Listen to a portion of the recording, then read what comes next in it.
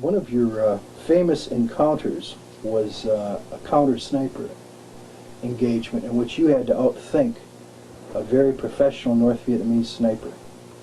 Yes, sir. Why don't you tell me that story?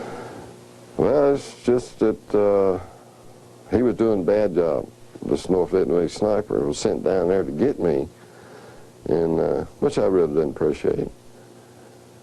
And he was doing a bad job on the hill. They killed a gunnery sergeant right outside my door, my hooch. And I watched him die. And took a vow right then. I was going to get him somehow or another. And so I left Vietnam the first time with 86 confirmed and a whole gob of probables. And I figured I was a little bit better than what they were. So, just a smidge, because I was still alive.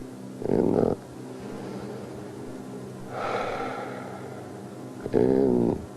got John Burke when he started shooting another time. I got John Burke, who was my partner, and we went out. And no, it wasn't John, it was another partner. And we went out, and we trailed him. I trailed him. As a team leader, I trailed him. Very cagey, very smart individual. And I figured he was close to being as good as I was, but there ain't no way. Ain't nobody that good. So, and you got to think like that too. You got to think like that. And I made a mistake. I fell on an old rotted tree, and he made a shot and hit my partner's canteen. And Burke and I both thought he was hit because all the warmness running down over his legs and stuff. And I noticed the hole in his canteen. You ain't hurt. Yeah, you ain't hurt. Just you killed the devil out of your canteen. That's all. And we moseyed around and mingled around, and he started running. The bad guy started running then. And we worked around to where I was in his old spot. He was in my old spot, which was a bad thing for him because he was facing the sun by that time. That was afternoon by then. And the sun glinted off his lens of the scope, I guess, and which I didn't know at that time. But I saw the glint. I shot it where the glint was. And it just happened to be the right time. And by looks of things, I was just the quickest on the trigger, otherwise they'd kill me. How do you know that? Excuse me? How do you know that otherwise he would have killed you? Oh, how do I know he would have killed me? Because I shot right through his scope, right straight through the scope, didn't touch the sides. Didn't touch the sides. And it didn't do his eyesight no good in that side either.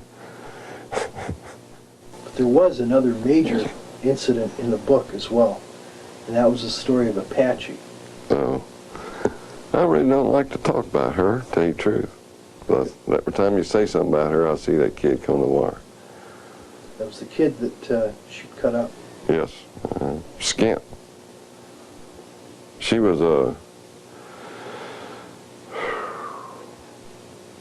I don't like to use bad words. She was a very bad woman, a very bad woman. Had her own sniper platoon down there, and I think they were out to get all my snipers, myself, everybody. And she had been there because we took over from 3rd Division. And she had been there when the 1st Division took over. And she just continued to march. She had been torturing a lot of people prior to us getting there. And that was a primary objective, kind of, for me. And I was in her own backyard. She was tromping out in mine, and I didn't like that. And she skinned that one kid that she'd captured. All night, half the next day. And he come around to the wire, happened to be on a bunker, and was observing and listening, and that morning she turned him loose. He come to the wire and died right in the wire. This one was personal. This one was very, very personal. Very personal. And when I got that lady, which was kind of a happenstance, you know, Captain E.J. Land and I, Captain E.J. Land was my officer in charge. And he and I were out on the position, and we saw a hamburger coming across, and I think I had the rifle that time, and we were in the midst of switching rifles, and I saw him, E.J. saw him, and we were kind of wrestling for the rifle, you know. Give me that, no, give me that, I'll take a shot. You know, it was comedy of errors, all it was, comedy of errors. And of course, bad guy got away. And he must have went back and told his boss, and there was a little knoll there, and we had on Carl Artie. Oh, I always had that. And saw her coming, saw the group coming, and there was about 5 of them. And saw her squat down to tinkle. And I ascertained it was her. And E.J. called in Artie, turn her loose. And they called him behind them, actually. And they run right down that little knoll right towards us. Mistake. And the guy in front of her was trying to get her to stop, because they were running right towards us where they'd seen us before. He was trying to get her to stop. She didn't. But I stopped her. And I put on 1 extra for good measure, because that was the best shot I ever made, I think. The best shot I ever made.